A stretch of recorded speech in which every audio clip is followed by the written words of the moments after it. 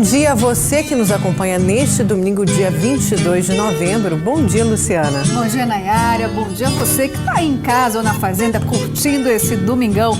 Vamos ver agora quais são os destaques do programa de hoje. Comunidade da zona rural de Cuiabá sofre com falta de segurança e de energia. Eu já apanhei aqui, o ladrão levou todas as ferramentas que eu tinha, levou o carro, levou tudo, apanhamos demais. A gente fica assustado, portanto, que você viu que minha casa é tudo cheio de segurança. Tem gasto quase R$400 de ração para cachorro por mês. Mato Grosso vai investir mais de R$400 milhões em plano emergencial para a pecuária pantaneira.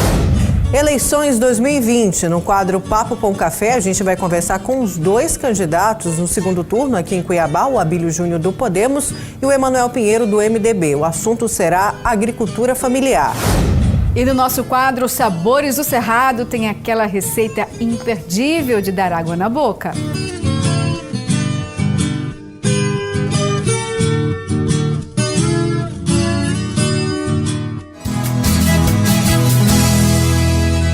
Começamos a edição do Agro Pantanal deste domingo falando sobre segurança, ou melhor, a falta dela lá na comunidade Sangradouro, aqui em Cuiabá. Os moradores reclamam da falta de atenção do poder público e tem um outro problema que acaba afetando a produção e também aumentando essa sensação de insegurança, é a falta de energia. No sítio de Seu Francisco tem várias criações de animais. O pequeno agricultor adora cuidar dos cabritinhos sempre no período da manhã. Ele dá leite para os filhotes. Seu Francisco também cuida das galinhas, do gado e das plantações. A propriedade dele fica na comunidade rural Sangradouro, que pertence ao município de Santo Antônio de Leverger. Esta vida tranquila do campo de todos os dias foi surpreendida, no ano passado, pela invasão de bandidos no sítio. Eu já apanhei aqui, o ladrão levou todas as ferramentas que eu tinha, levou o carro, levou tudo, apanhamos demais. A gente fica assustado, portanto, que você viu que minha casa é tudo cheio de segurança. Tem gasto quase R$400 de ração para cachorro por mês. Após a ação dos bandidos, a Polícia Militar começou a fazer rondas na região através da patrulha rural. Mas o sentimento de insegurança ainda está presente na vida deles, já que outras propriedades também foram invadidas. Ficou assustado, qualquer barulho que você vê, que você escuta, você já fica assustado. Você acorda de noite, então assim, às vezes você acorda assim, já acorda com aquele medo, porque é terrível. Tem a patrulha rural, ela passa constantemente, ela passa aqui na estrada. Mas na hora em que estão passando, o bandido não vai aparecer.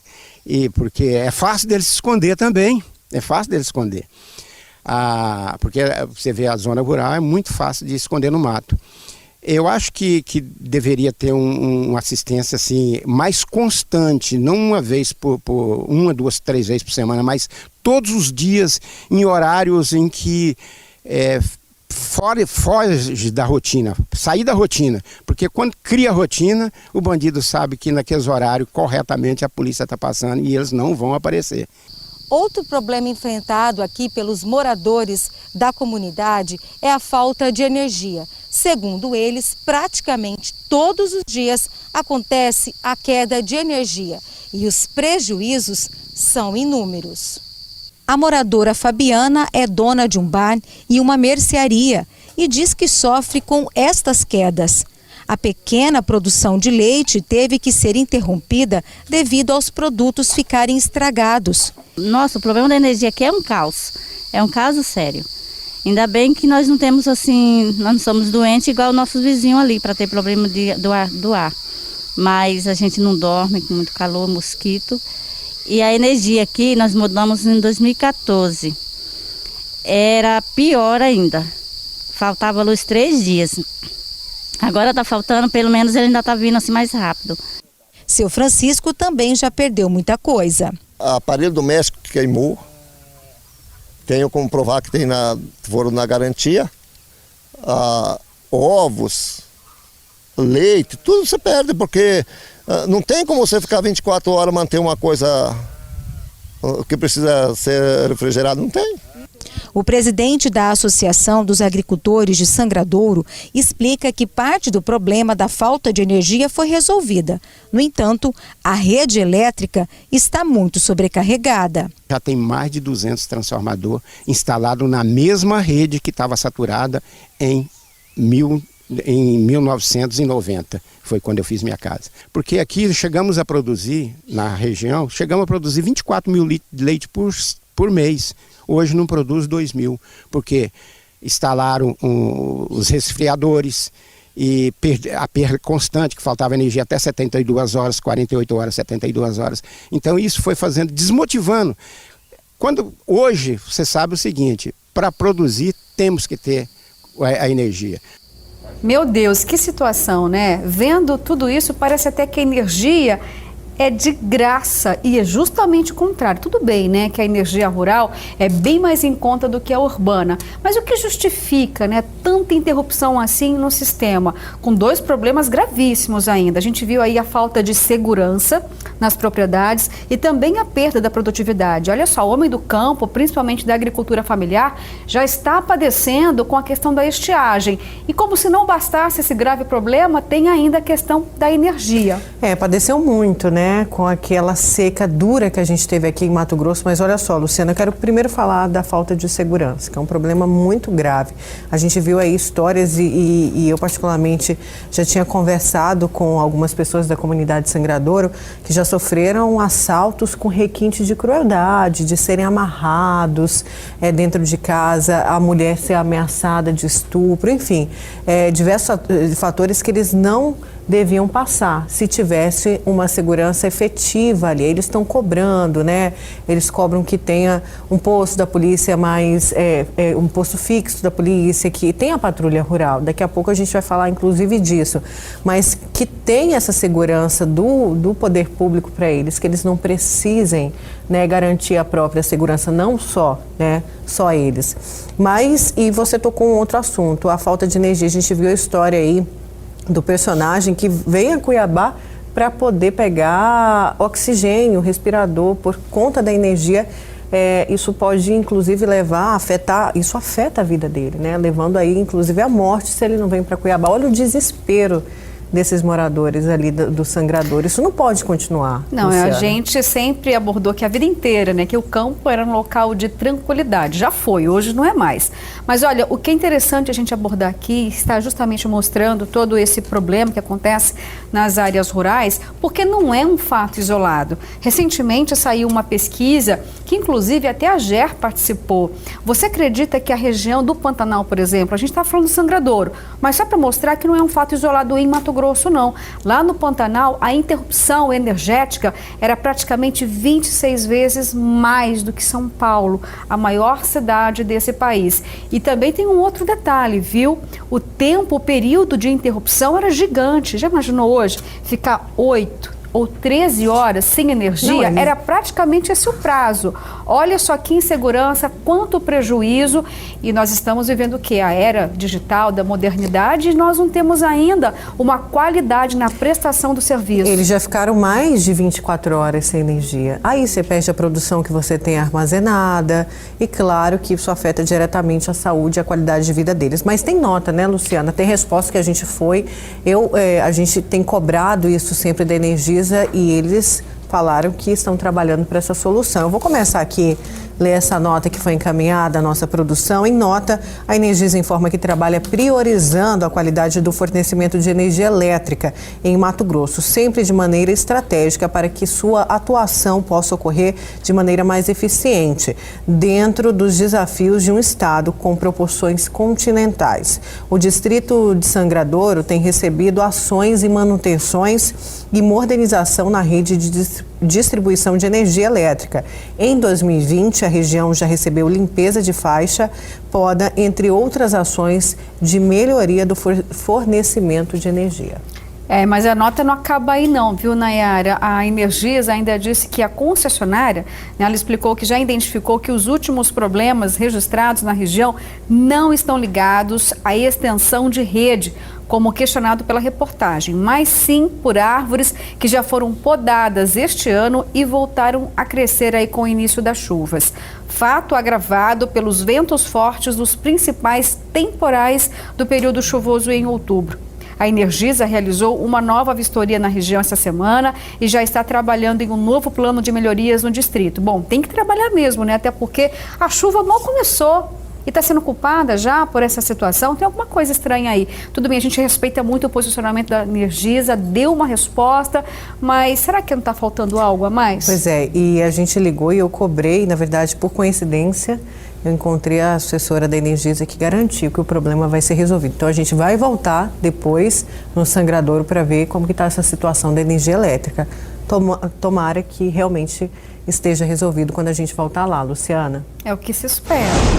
Bom, e tem polêmica ainda ambiental que envolve o Brasil. É que no começo dessa semana, durante o discurso do presidente Jair Bolsonaro, e isso em relação ao BRICS, né, um grupo formado aí por Brasil, Rússia, Índia e China, o Brasil foi muito cobrado em relação ao desmatamento na região amazônica. Bolsonaro disse ainda que vai revelar uma lista de países que exportam madeira de forma ilegal aqui do Brasil. Pela primeira vez, o encontro do BRICS foi realizado de forma virtual por causa da pandemia do novo coronavírus. O grupo é formado por Brasil, China, Índia, Rússia e África do Sul. Durante o discurso de abertura no encontro, o presidente Jair Bolsonaro chamou de injustificáveis ataques às cobranças de vários países para que o governo tome providências em relação ao desmatamento e às queimadas. Bolsonaro ainda ameaçou divulgar quais países adotam essa postura publicamente, mas compram madeira extraída de forma ilegal no Brasil. E a nossa Polícia Federal desenvolveu um método usando isótopo estável, um tipo DNA, para permitir a localização da origem de madeira apreendida. Não apenas apreendida, mas que é mais importante, a exportada também. Então estaremos revelando nos próximos dias países que têm importado madeira extraída de forma ilegal da Amazônia. E alguns desses países, os mais severos críticos ao meu governo tocante a essa região amazônica. Creio que depois dessa manifestação, que interessa a todos, por que não dizer no mundo, né, essa prática diminuirá em muito. Bolsonaro falou sobre os desafios da retomada após a pandemia e mais uma vez criticou a Organização Mundial da Saúde. Desde o início da pandemia, alertei que a saúde e a economia deveriam ser tratadas simultaneamente e com a mesma responsabilidade. Nenhum país pode enfrentar essa situação excepcional sem dar atenção aos sinais vitais da economia. Assim agiu o Brasil. Desde o início, também critiquei a politização do vírus e o pretenso monopólio do conhecimento por parte da OMS, Organização Mundial da Saúde, que necessita urgentemente, sim, de reformas. O presidente também defendeu que a Organização Mundial do Comércio precisa ser reformulada. Para termos uma comunidade internacional verdadeiramente integrada e ativa, precisamos reformar as entidades internacionais, a exemplo da OMS e da OMC. A reforma da OMC é fundamental para a retomada do crescimento econômico global. É necessário prestigiar propostas de redução dos subsídios para bens agrícolas, com a mesma ênfase com que alguns países buscam promover o comércio de bens industriais. Depois do encontro, foi publicada uma declaração conjunta do BRICS com mais de 100 itens. Entre outras questões, os 5 países se comprometem em continuar trabalhando por uma reforma na Organização das Nações Unidas, inclusive no Conselho de Segurança. Um dos objetivos é garantir que Brasil, Índia e África do Sul tenham assento permanente no Conselho. No documento, o grupo também se compromete em garantir uma distribuição equitativa, justa e acessível de uma futura vacina contra o coronavírus. Apesar de ter feito várias críticas públicas à vacina desenvolvida por uma empresa chinesa, o presidente Bolsonaro afirmou que os países caminham juntos no desenvolvimento de um imunizante. Estamos em perfeita sintonia e comprometidos no combate ao terrorismo, na busca de uma vacina segura e eficaz contra o Covid-19. O Brasil também busca e trabalha para uma vacina própria. Bom, agora a gente vai falar de dinheiro, de investimentos. E, Luciana, deixa eu te perguntar, você já fez sua chave, seu cadastro do Pix? Nayara, confesso que ainda não, viu? Olha só, eu sou um pouquinho conservadora, estou esperando ter um pouquinho mais de confiança em toda essa tecnologia. Mas eu sei que já está facilitando a vida de muita gente. Pois é, não só da gente, mas também do produtor rural. Mas quem vai falar mais sobre o Pix, que passou a funcionar na segunda-feira, dia 16, é o nosso consultor do agro, o Orleans Chicachés, que ele está aqui com a gente no estúdio. Bom dia, Orleans. Conta pra gente, e aí, é seguro ou não é o Pix? Porque eu já fiz minha chave. Bom dia, Nayara. Bom dia, Luciana. Bom dia a você, nosso amigo produtor rural. E olha que interessante, o Pix chegou no Brasil agora, através do Banco Central, passou a funcionar nesta segunda-feira, dia 16, mas já estava funcionando em fase de testes dentro das instituições financeiras. Então, muitos funcionários aí de bancos e fintechs, eles estavam testando o Pix já há alguns dias.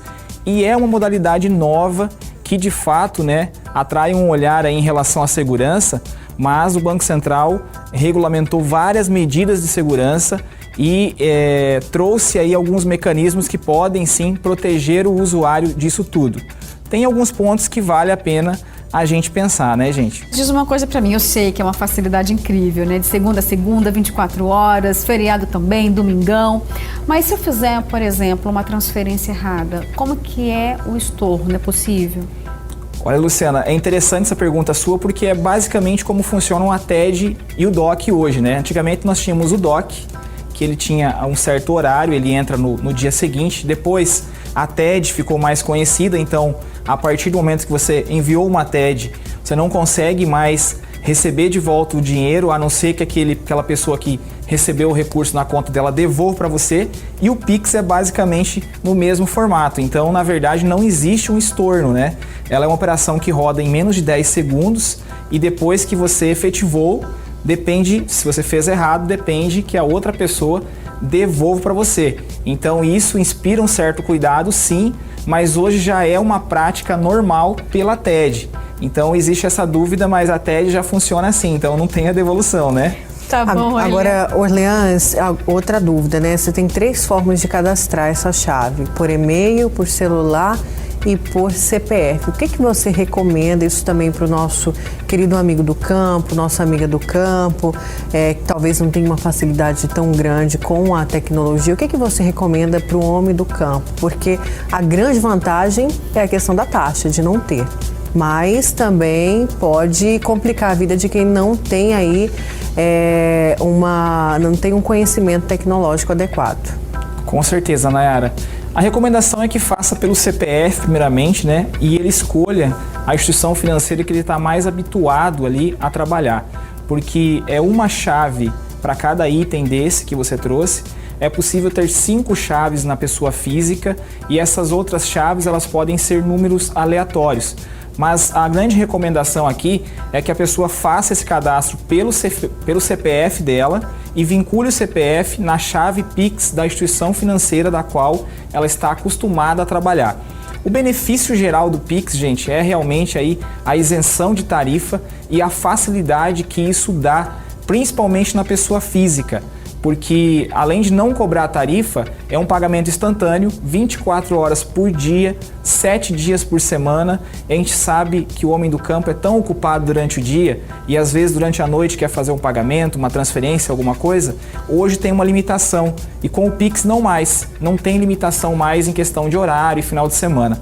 Além disso, existe uma grande vantagem para os agricultores familiares aí que comercializam muitas vezes alguns produtos em feiras e outros eventos que muitas vezes não tem o meio de pagamento para receber ali na hora. E agora com o Pix eles podem sim estar recebendo na hora. Se os dois tiverem o Pix, na hora que esse agricultor for comercializar, ele passa a chave Pix e a pessoa transfere o dinheiro para ele diretamente na hora, sem nenhum custo. Então essa é uma grande vantagem aí dessa ferramenta nova que vem primeiramente substituindo a TED e o DOC, que vão continuar funcionando mais em paralelo. Mais para frente, substituindo o cartão de débito e quem sabe no futuro tirando também o cartão de crédito e as maquininhas aí de circulação. Então é uma grande evolução mesmo, né? Que bom.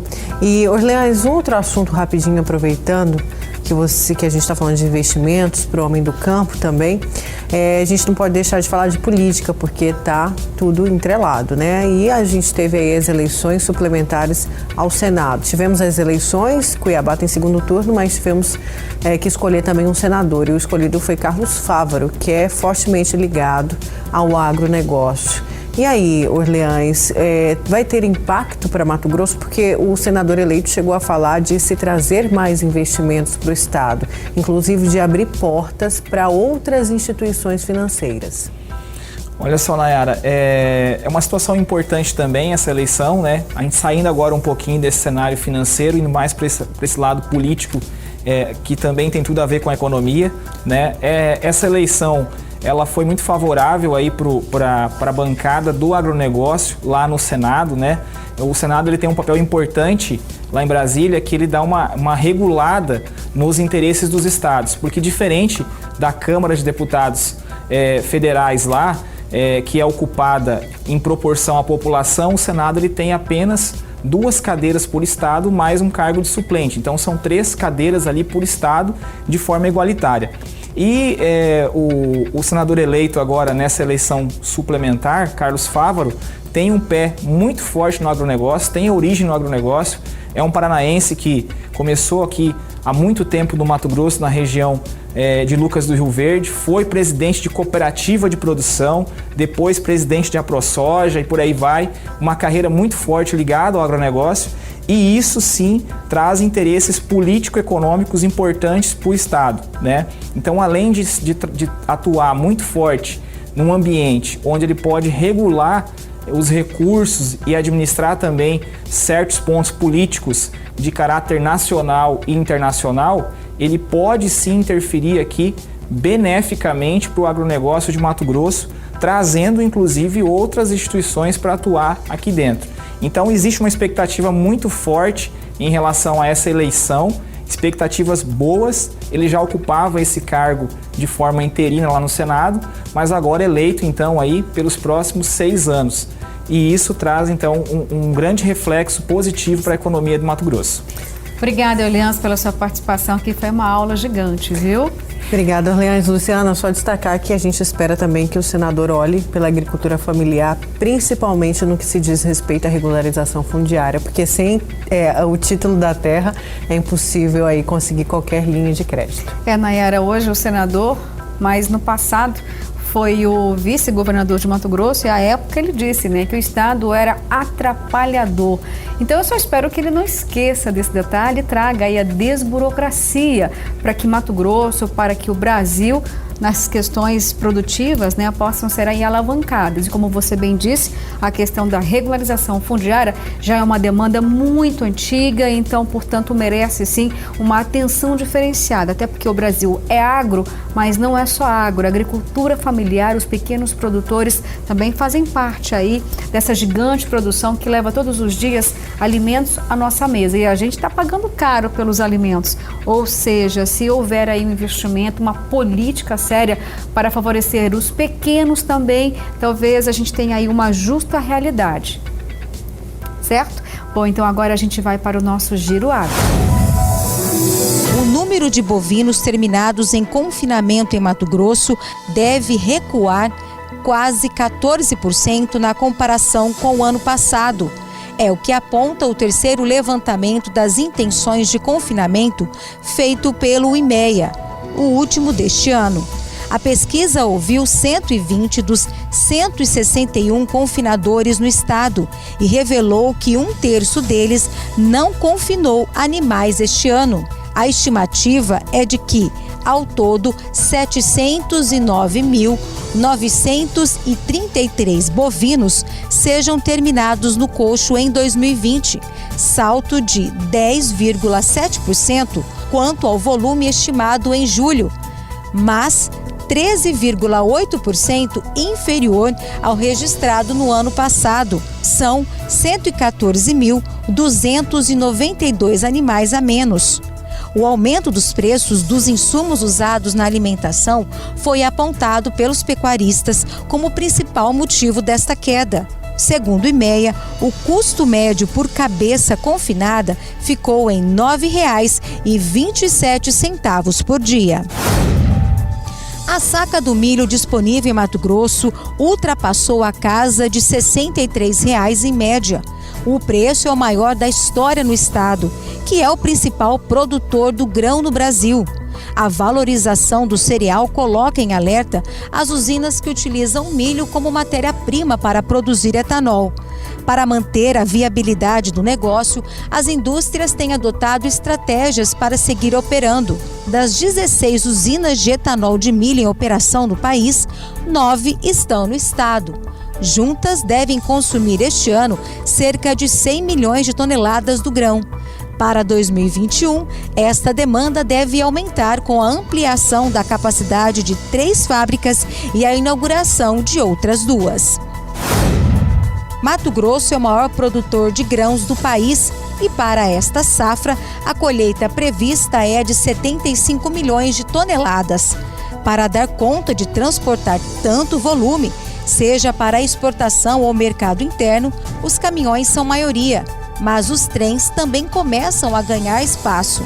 O transporte ferroviário está se tornando cada vez mais importante no estado. Em um terminal de Rondonópolis, passa cerca de 50% do total de grãos que sai de Mato Grosso, com destino a outros países. A linha leva os grãos diretamente para o Porto de Santos, em São Paulo.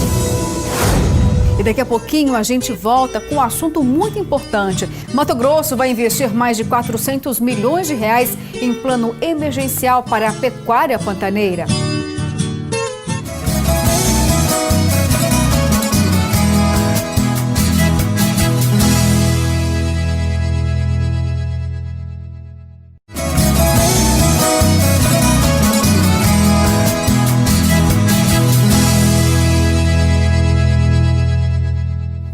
E a Secretaria de Planejamento Econômico pretende investir 400 milhões de reais, isso até dezembro do ano que vem, na região pantaneira. É um plano emergencial para recuperar a pecuária, que sofreu muito impacto diante da estiagem e também do desastre ambiental que dizimou 20% de todo aquele bioma. A repórter Ieda Magossi conversou com o secretário. Então vamos conferir. O plano emergencial irá contemplar as propriedades rurais que estão localizadas no bioma do Pantanal. No total, serão 14 municípios beneficiados com esse plano. E para dar mais detalhes sobre esse plano, a gente conversa com o secretário César Miranda. Secretário, então explica para a gente como que vai funcionar esse plano. Foi criada uma comissão onde participaram a Federação da Agricultura, as cooperativas de crédito, Banco do Brasil, Secretaria de Meio Ambiente, os produtores do Pantanal, para a gente levantar a verdadeira necessidade da pecuária pantaneira. E muitas ações foram pensadas e vão começar a ser desenvolvidas. Nesse primeiro momento, ontem o Conselho de Desenvolvimento Econômico disponibilizou do FCO empresarial aquele recurso que não ia ser utilizado até dia 31 de dezembro desse ano, 160 milhões, para o FCO rural, para que seja prioritariamente atendido o pecuarista pantaneiro. Por que prioritariamente? Porque o pecuarista tem que ter condições de acessar o crédito também, né? E a gente tem orientado também ao pecuarista pantaneiro que entrem com projetos abaixo de R$1 milhão. Por quê? Porque são projetos que são aprovados diretamente na agência bancária, ou do Sicob, ou do Sicredi, ou do Banco do Brasil. Acima disso, também tem que passar pelo Conselho de Desenvolvimento. Então, como a gente está finalizando o ano, faltam aí 45 dias para a gente ganhar agilidade. A partir de 1º de janeiro, temos um novo orçamento do Fundo Constitucional do Centro-Oeste. Já estamos trabalhando junto ao CONDEL, que é o Conselho de Desenvolvimento do Centro-Oeste, que gerencia os recursos do FCO junto com o Mato Grosso do Sul, para que a gente tenha uma linha específica para 2021 para o pantaneiro, com juros subsidiados. Isso depende de uma aprovação do governo federal, mas é um trabalho que está sendo feito com muita consistência por Mato Grosso e com a ajuda de Mato Grosso do Sul. Fora isso, existem outras ações que precisam ser feitas para ajudar a pecuária pantaneira. Esse grupo de trabalho começou levantando dados de 1970 e viu tanto que a pecuária pantaneira foi prejudicada e veio se deteriorando. Uma das coisas, já está em estudo agora na Secretaria de Meio Ambiente, é permitir um manejo de limpeza de pasto diferenciado para o Pantanal, certo? Como se faz em Mato Grosso do Sul, o que vai evitar que, além do boi bombeiro, que é muito importante, nós também tenhamos condições de fazer a limpeza de pasto e não deixar aquela massa seca muito volumosa, que foi o que causou esse grande incêndio, essa grande catástrofe no nosso Pantanal e no Pantanal do Mato Grosso do Sul. A Secretaria de Meio Ambiente, através dessa comissão também, está trabalhando com a Embrapa Pantanal, para que a gente veja se tem subsídios técnicos, nós ainda não temos, mas encontrando subsídios técnicos, a gente possa permitir também que dentro do bioma pantanal sejam utilizadas outras gramíneas, outros tipos de capim, além do capim nativo. Isso já é feito no Mato Grosso do Sul, mas hoje não é permitido no Mato Grosso e está sendo feito um trabalho técnico, como eu disse, para ver a viabilidade disso, para que a gente também não coloque em risco o nosso meio ambiente.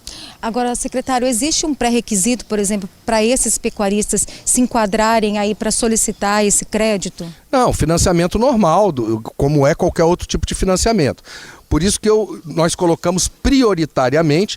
Por quê? Porque a gente tem a expectativa que a grande maioria dos pecuaristas do Pantanal tenham condições de acessar o crédito. Outra coisa muito importante, se você é pecuarista no Pantanal e você já tem um financiamento, peça a prorrogação do seu financiamento, pela questão dos incêndios que ocorreram, que isso já está também pré-conversado com o Banco do Brasil e com as instituições de crédito. Agora, o valor total desse plano é de 439 milhões, né? 160 milhões são especificamente para essa questão da linha de crédito, né? E esse outro montante vai ficar dividido em quais áreas? Esses 160 milhões é o dinheiro que tem disponível hoje para ser utilizado até dia 31 de dezembro. Como eu disse, o ano que vem nós temos um novo orçamento do Fundo Constitucional do Centro-Oeste.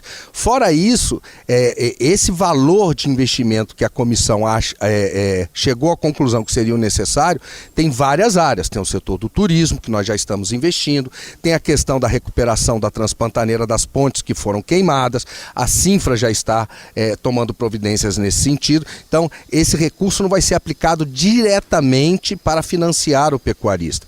São várias ações de recuperação de estradas, de melhoria na limpeza de pasto, e aí sim o pecuarista vai poder pegar financiamento. Então são uma gama de atividades e que vão ser desenvolvidas já a partir desse momento com esses 160 milhões e a partir de 1º de janeiro nós vamos aplicar o restante do recurso à medida que for tendo necessidade. Agora, esse plano emergencial, ele tem um prazo de validade, secretário? Não, eu acho que esse incêndio que aconteceu no ano de 2020 no Pantanal e esse grupo de trabalho que foi muito competente, como eu disse, foi buscar a história do Pantanal da década de 70 para cá, um estudo que foi feito pela extinta Codemate, pelo GEIPOT, e mostrou todas as políticas que faltaram ao Pantanal para que a pecuária pantaneira fosse deteriorando. Então eu acho que nesse primeiro momento a gente tem que dar um suporte emergencial, mas a gente tem que ter uma política constante para o bioma Pantanal, para que ele possa se desenvolver economicamente com sustentabilidade, porque é um patrimônio que é de toda a humanidade. Ok, então, secretário, muito obrigada pela sua entrevista e essa é uma ótima notícia, então, né, para o nosso Pantanal e para quem tem atividade econômica no Pantanal. Nayara, Luciana. Bom, chegou a hora do nosso quadro Mito ou Verdade. Qual será a dúvida de hoje? Vamos aqui ao telão saber, então, a dúvida de hoje, Luciana. Olha, o maracujá acalma? E aí, será? Olha, eu vou arriscar, não vou responder não, né? Vou deixar você aí pensando, mas olha, eu já dei maracujá pra muita gente, viu? E eu já tomei muito. Vamos ver, daqui a pouquinho a gente responde isso aqui pra você. Mas a coisa eu tenho certeza, é uma fruta deliciosa, né? Eu sou apaixonada por maracujá. Muito boa. Agora a gente vai acompanhar as notícias que pode se tornar aí uma oportunidade de emprego para você que deseja entrar no agronegócio. Isso mesmo, chegou a hora da agenda de eventos. Curso de transformação caseira de produtos de origem animal em embutidos, defumados e beneficiamento e conservação do pescado, de 23 a 27 de novembro, na Associação de Pequenos Produtores Rurais do Assentamento Conquista. Curso de cultivo da mandioca, de 23 a 27 de novembro, na comunidade Aguaçu. Curso de viveirista em fruticultura no dia 30 de novembro e 4 de dezembro na Associação de Pequenos Produtores Rurais do Assentamento Conquista. As inscrições para esses cursos devem ser feitas no Sindicato Rural de Cuiabá ou através do telefone 3623-0554. Repetindo, 3623-0554 e também tem o e-mail sindicuiabá@famato.org.br. E agora chegou a hora de conferir a previsão do tempo com o Aproclima da AproSoja. Marcela Lírio que conta pra gente como vai ser o clima. Olá meninas e a você que nos acompanha aqui no Agro Pantanal. Temos ótimas notícias. Isso porque as chuvas avançaram em todas as regiões de Mato Grosso, o que tem sido crucial para o desenvolvimento do plantio. O relatório do Aproclima mostra que mais de 90% das áreas já foram semeadas. E é nesse ritmo acelerado que as lavouras vão seguir, sobretudo nas regiões norte e leste, onde o volume deve chegar aos 500 milímetros. E apesar do início das chuvas, as regiões oeste e sul ainda estão mais comprometidas com a umidade no solo. Olha só nessa área do mapa, pegando de Rondonópolis até Campo Novo do Parecis, o armazenamento não ultrapassa os 40%. E essas são as previsões climáticas para a semana. E você, produtor rural que deseja ter acesso ao relatório completo, basta acessar o site do Aproclima. Até mais!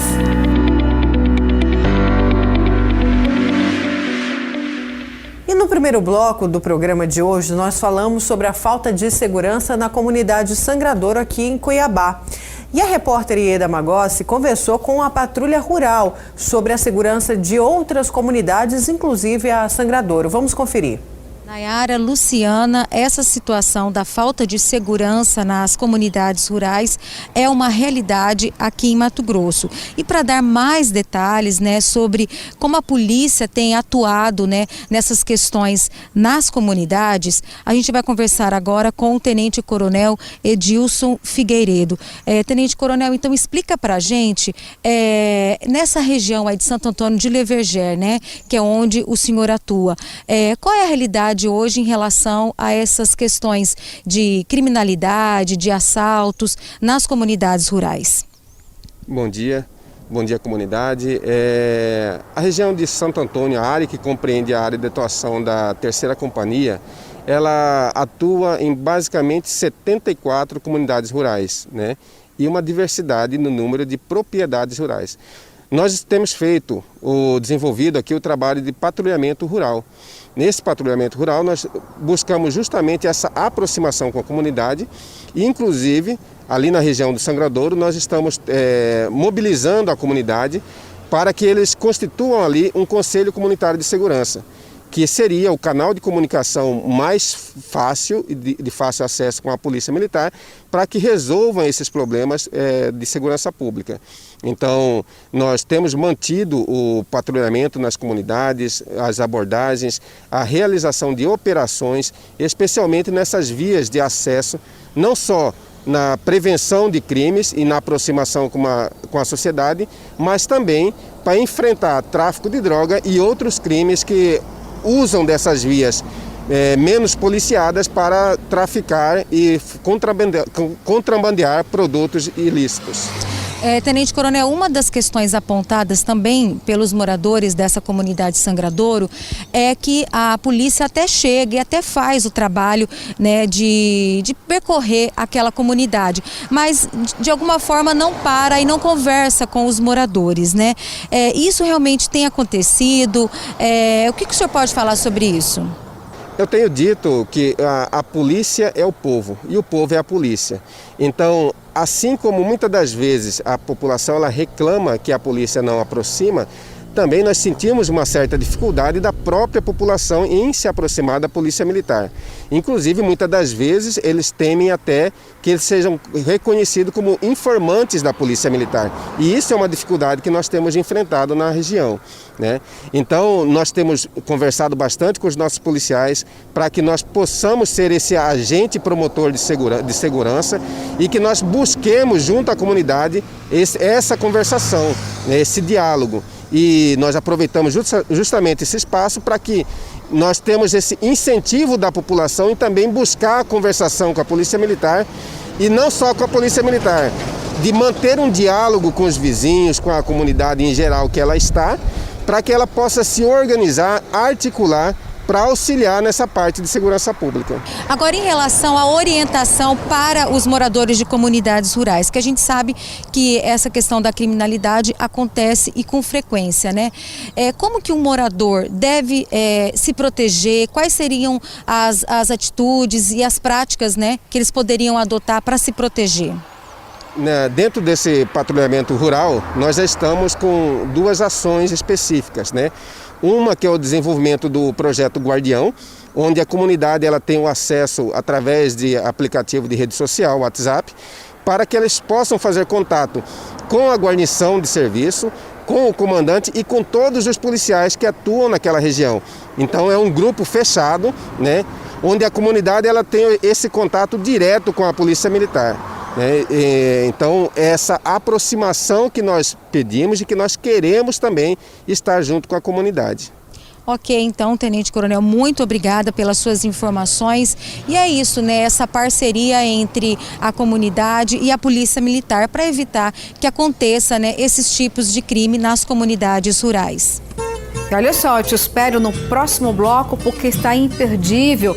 Nós vamos falar com os dois candidatos à Prefeitura de Cuiabá, Abílio Júnior e Emanuel Pinheiro, que tenta a reeleição. Nosso assunto aqui é exclusivamente sobre agricultura familiar. Você não pode perder.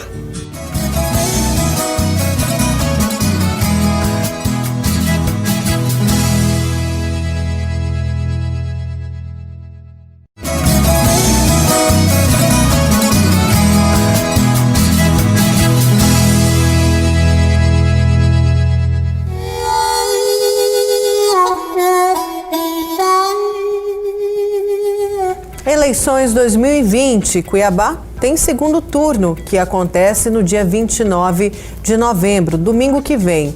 E os dois nomes que vão disputar esse segundo turno é Abílio Júnior, do Podemos, e o prefeito Emanuel Pinheiro, do MDB, que tenta a reeleição. E a gente, de forma virtual, conversou com os dois só sobre agricultura familiar. E não fomos apenas nós que conversamos não, viu? Tem produtores questionando também o plano de governo. Eles querem saber, né, se a prefeitura, se o atual prefeito, se for reeleito, vai cumprir aí com promessas de campanha anteriores e também se quem ganhar, quem vencer as urnas, for o candidato Abílio Júnior, quais são as propostas que ele tem para a agricultura familiar. Vamos acompanhar então. Sou Gilson Zaque da Cruz, pequeno produtor do assentamento Pai Joaquim. Gostaria de saber do candidato qual é a sua proposta para fomentar a agricultura familiar aqui no município de Cuiabá, porque temos um grande problema no transporte de calcário, água e logística também. E também na regularização fundiária e ambiental também, para nós podermos acessar o crédito. Meu nome é José Mendes, moro aqui no Pai Joaquim, distrito da Guia. Gostaria de saber do candidato qual a proposta que ele tem para nós pequenos produtores que sobrevivem da agricultura familiar. Por exemplo, eu sobrevivo da plantação de banana e abacaxi. Este ano eu tive um grande prejuízo, porque a seca é muito grande, não temos água para irrigar. Eu perdi 17 mil frutas de abacaxi, 17 mil pés. Então eu gostaria de saber se ele tem a proposta que ele tem. Se ele tem como fazer barragens para nós poder trabalhar com irrigação. E depois, outra pergunta seria sobre a comercialização, porque até onde eu sei, o barracão do pequeno produtor ainda não ficou pronto. E o primeiro candidato que vai responder aos questionamentos do Agro Pantanal e também de produtores rurais será o candidato do MDB, Emanuel Pinheiro. Confira. Olha, com relação à agricultura familiar, vamos manter e ampliar o nosso programa Bons Caminhos, que é a manutenção e a conservação de todas as estradas que levam os produtos, que comercializam os produtos para os grandes centros consumidores como Cuiabá e Várzea Grande. Então vamos manter a boa trafegabilidade, vamos manter as pontes de madeiras, aonde puder vamos fazer as pontes de concreto, bueiro celular, enfim, a Prefeitura vai ampliar e melhorar a efetividade do programa Bons Caminhos quando cuidamos das estradas para que o pequeno produtor, para que a agricultura familiar possa escoar a sua produção e possa acessar com mais segurança os serviços públicos. Também vamos ampliar e vamos dar continuidade ao programa Amor, assistência médica odontológica rural, em que a Prefeitura vai até o cidadão do campo, até a cidadã do campo, atender a família, atender a saúde da família do campo. Um programa que resgatamos, não existia em Cuiabá, e com isso evita que o morador do campo saia da sua casa para vir até o centro da cidade, causando muito desconforto e muito transtorno para poder cuidar da sua saúde ou dos seus familiares. Em relação à titulação das terras, é uma política mais voltada para o Intermate, mas pretendemos, através da Secretaria Municipal de Agricultura, Trabalho e Desenvolvimento Econômico, já está no nosso programa de governo, a maior sintonia, uma parceria com o Intermate para avançar na titulação das áreas, na titulação das terras do pequeno produtor, para que ele possa ter mais facilidade a acessar os créditos para maior investimento na sua propriedade ou na sua região. Também vamos, além do programa Bons Caminhos, vamos concluir a obra do Barracão do Produtor, melhorando também a central de abastecimento para garantir a boa comercialização do produto. O Barracão do Produtor licitamos, a empresa começou a obra, entretanto ela faliu. A empresa faliu, quebrou, por ser um financiamento junto ao Ministério, por ser um recurso do Ministério da Agricultura, do Governo Federal. Existe todo um processo burocrático que independe da Prefeitura. Mas já estamos em fase final na tramitação dessa burocracia e vamos entregar já no ano que vem o Barracão do Produtor para o agricultor familiar, para o micro e pequeno produtor rural da nossa capital. E também vamos manter o canal de diálogo, o canal de parceria com o pequeno produtor, através de encontros, de simpósios, através de criando e abrindo canais de manifestação e de diálogo entre a Prefeitura e a agricultura familiar, para que possamos juntos avançar mais no apoio, na sustentação e no investimento, no fortalecimento da agricultura familiar de Cuiabá. Agora a gente vai conferir quais são as propostas do candidato do Podemos, Abílio Júnior. Só para a gente deixar bem claro aqui que os mesmos questionamentos que foram feitos com o prefeito que tenta a reeleição, Emanuel Pinheiro, foram os mesmos para o candidato Abílio Júnior. Oi, Nayara. Oi, Luciana. Oi, pessoal da Agro Pantanal. Oi, pessoal que gosta do assunto de agricultura familiar. Nas nossas propostas, nós conversamos com diversos setores da agricultura familiar. Estivemos no SEASA, conversamos com o pessoal de lá, conversamos com os fornecedores de alimentos da agricultura familiar para a área da educação, principalmente as nossas creches e escolas, e conversamos também com algumas regiões da agricultura familiar na nossa cidade. Conversamos com algumas pessoas do Cinturão Verde, do Sucuri, do Bandeira, do Gamaliel, e eles começaram a falar para nós dos seus diversos problemas. Entre eles, a questão de água, fornecimento de água, dificuldade de ter acesso à água dentro desses lugares. Outras questões é a questão do fomento da linha de crédito. Outra questão também que eles tiveram é uma questão da regularização das suas áreas, regularização fundiária para isso. E uma outra questão que a gente está tendo dificuldade é a questão de aumentar a descentralização dos pontos de apoio para armazenamento de alimentos na agricultura familiar.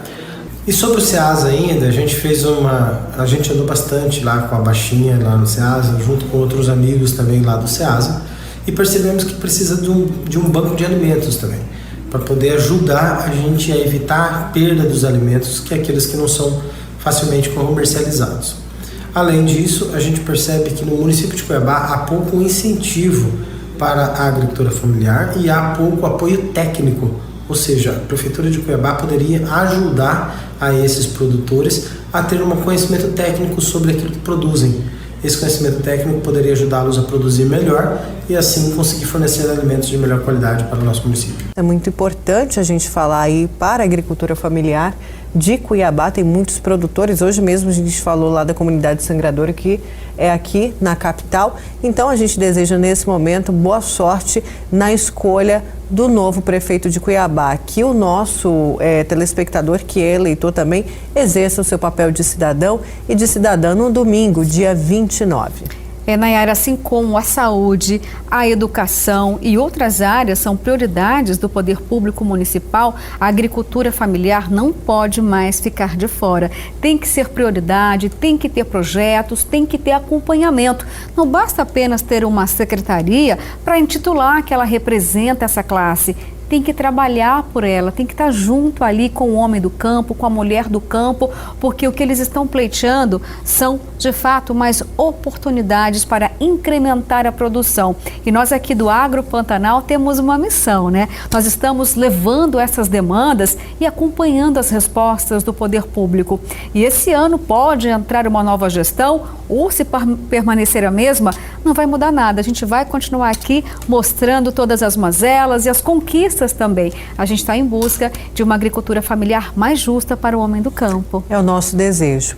Bom, vamos agora para um dos momentos mais deliciosos do programa, que é a nossa receita no Sabores do Cerrado. Confira.